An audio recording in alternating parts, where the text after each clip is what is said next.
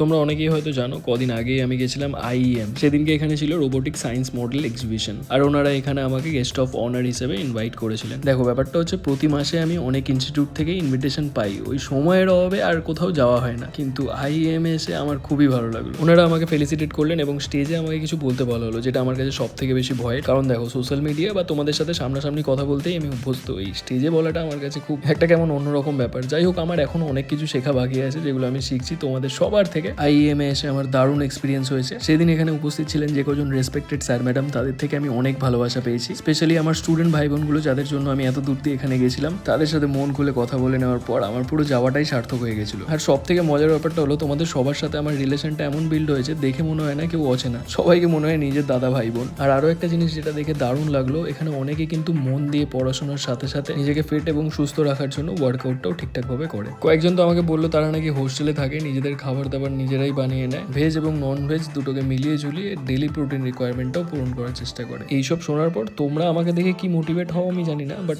আমি তোমাদেরকে দেখে আরো বেশি মোটিভেট হয়ে যাই। Thank you so much IEM এর সমস্ত ভাই বোনেদের। আবার হয়তো অন্য কোনো দিন তোমাদের সবার সাথে সামনাসামনি দেখা হবে। সবাই খুব ভালো থেকো, হেলদি থেকো, ফাটিয়ে ওয়ার্কআউট করো।